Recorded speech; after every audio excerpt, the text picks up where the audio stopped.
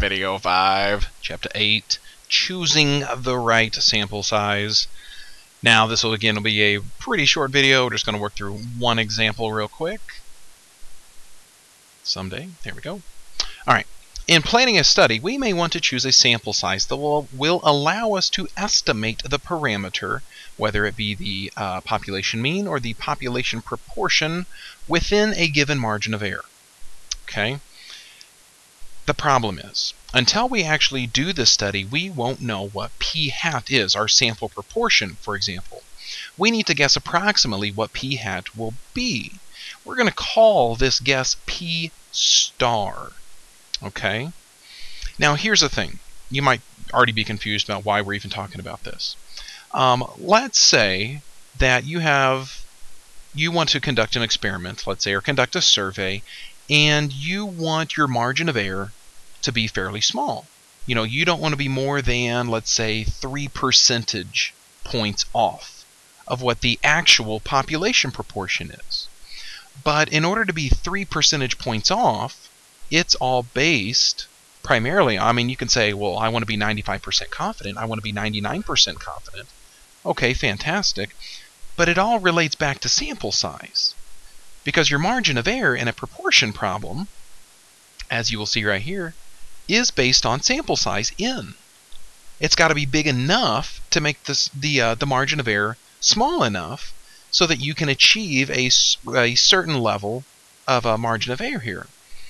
And you can't just say, well, I'm going to survey 500 people and then get my p hat value and then calculate what my margin of error will be. Well, you can't really do that. You can't, survey 500 people, calculate what your margin of error is, and go, oh man, well, it's 5%. Well, I really wanted it to be 3% or under. Well, now I got to go back and ask more people. Well, what you can do is just figure out how many people you need to ask initially, and then you don't have to worry about potentially going back and adding more to your sample size. Okay? Now, remedy 1 here just says guess p star based on past experience. We could say, well, if you were 95% confident, you might be seeking a specific sample size. If you knew a certain percentage of people that in previous surveys or previous studies had met, you could kind of estimate that's what maybe you'll see again. Now, remedy 2 is what we're going to deal with in class.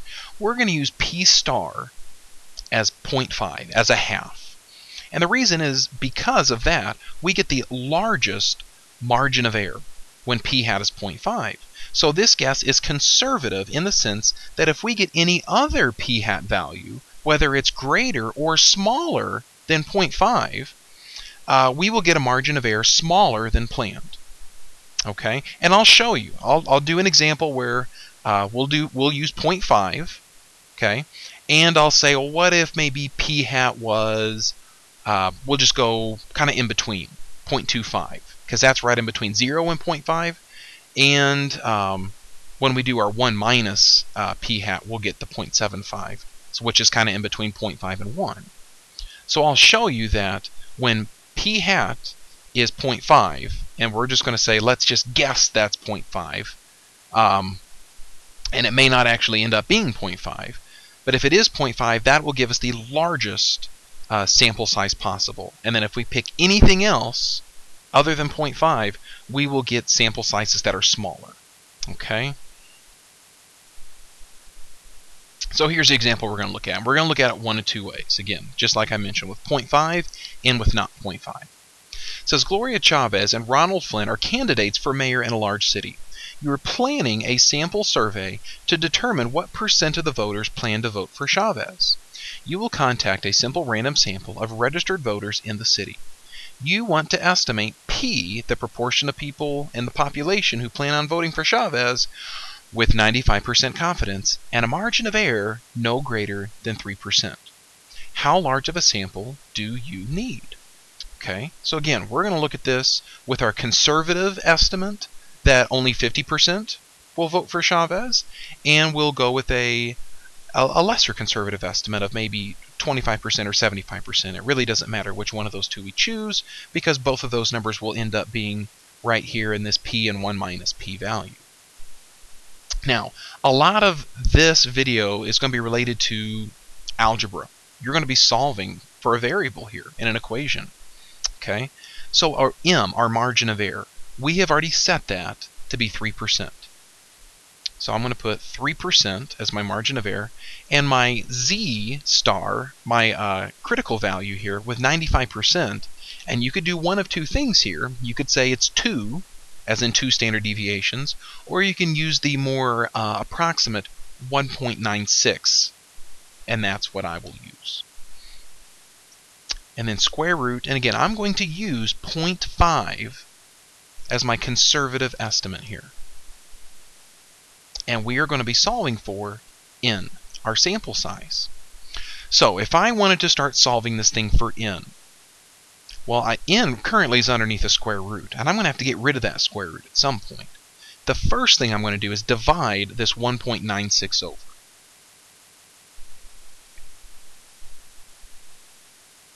Okay, and then I'm going to just erase. We've divided you over. You're gone. Okay, let's take this guy and scoot him over. Now at this point, over on my right side, I've got nothing but a square root over here. So now, let's square both sides. And I'm going to leave this exactly the way it is, so you can see, and we can kind of create a formula, if you will, that's not in your formula sheet. You'll just have to memorize it if you want. Otherwise, you have to redo the algebra every time. So once I square that, and again, I'm going to leave this the way it is, and then all my square root, my square cancel out, and I'm left with 0.5 times 1 minus 0.5 divided by n. All right, now n is in the denominator, which is where we do not want it. Now, one thing we can do here, and this is a property of proportions when fraction equals fraction here. What I'm allowed to do, and let's see if I can just throw this down there. Let me think. Yep, so here's what I'm going to do. I'm going to pretend that all of this over here is really over 1. Now, a property of proportions, as I was going to mention, is that I can flip-flop, if you will, the denominator of one fraction with the numerator of the other fraction. Okay, so I can flip-flop the n over to here, and it's going to be equal to, and I still have my numerator over here, but now this becomes my new denominator. Okay, and let's see. Let's plug this into the old calculator here.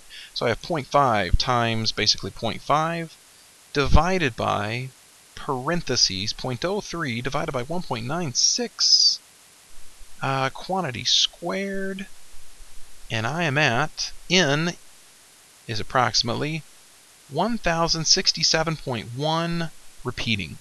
Now I cannot ask 0.1 repeating, which would be 1/9 of a person, so I will always round this number up to include that person as a whole person. And this would be the sample size I would need, 1068 people, to have a margin of error no greater than 3%. Okay, now let me redo the problem. But instead of using the 0.5 as an estimate, I just want to show you if I pick some other number besides 0.5, whether it's bigger or smaller, that I will get a value that is smaller than this 1068. Okay, so let's say, and let's see here. I'm just going to go ahead and start jumping this problem here. Let's say, now let's even go beyond that. Let's get to this point when we were in the problem. Like this point right here. Basically going to kind of copy over here. So I've already done some of the math. And let's say my P star is, I'll do 0.3. And then I'd have 1 minus 0.3 all over n. So basically again, this part right here is going to look exactly the same over here, except my P hat, my P star, is going to be a different value. So again, I can do the same thing here. N will be Still this numerator on the right, but then my 0.03 divided by 1.96 stays there. And let's see, that is going to give me... change that to a 3, that to a 7... 896.373 repeating, which is going to round up to be 897 as my sample size. So you can see that it did go down, in fact, by a grand total of 171 people. Okay.